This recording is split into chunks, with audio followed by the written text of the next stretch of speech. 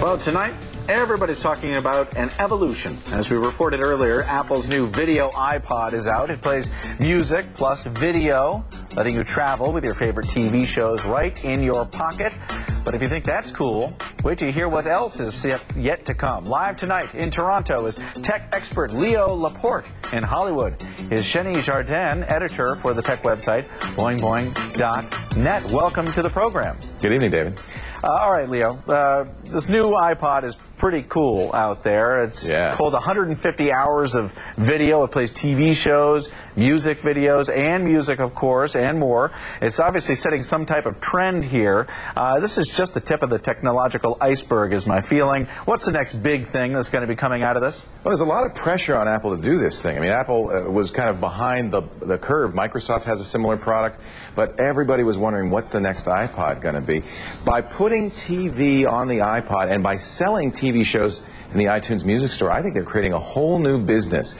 In fact, it's bad news for broadcast television because all of a sudden people are going to be downloading television shows instead of watching them on TV and watching them on a little iPod. Putting the broadcasters on notice, I imagine. Sheni, this is an exciting time, of course. Apple revolutionizing the music industry with the iPod. How will the video iPod revolutionize the industry? And this may get back to the warning for TV broadcasters.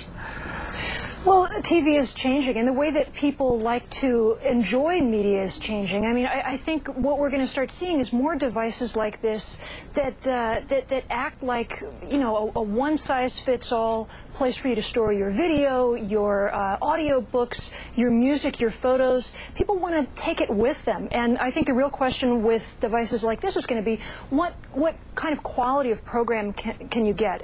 Will the broadcasters open up their libraries so that companies like Apple can make that available to us? I heard that Apple was in talks with the BBC to get availability of past BBC shows.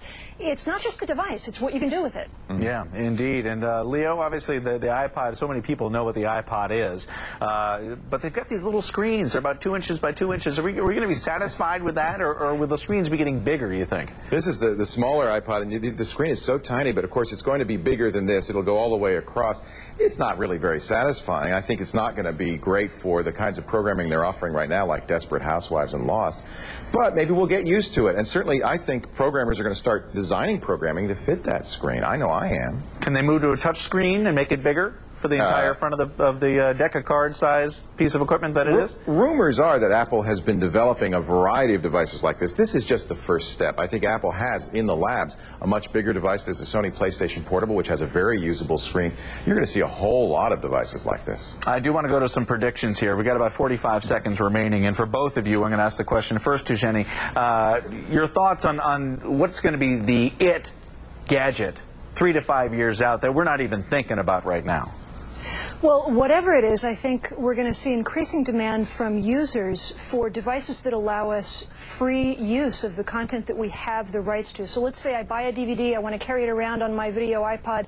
I can't do that right now very easily, nor can I take that Desperate Housewives episode and burn it back to a DVD. So simply more versatility, perhaps, of what you can do with the content that you're currently getting from the providers out there. Leo, same question for you. What's going to be the gadget 3 to 5 years out? 5 years out, you've got 10 times the processing power, 100 to 200 times the storage. You're going to have voice recognition. You're going to be able to talk to this thing, and it's going to talk back to you. That's going to turn this into a very powerful device. Well, listen, we thank you both for being with us today, giving us a peer into the future. Sheni Jardin and Leo Laporte. Apple's video iPod, by the way, begins shipping out to stores next week. And we've been asking you to vote on our Showbiz Tonight question of the day throughout the program. Video iPod, will you buy one? Keep voting at cnn.com/showbiztonight and write us at showbiztonight@cnn.com. Your emails all coming up at 55 past the hour.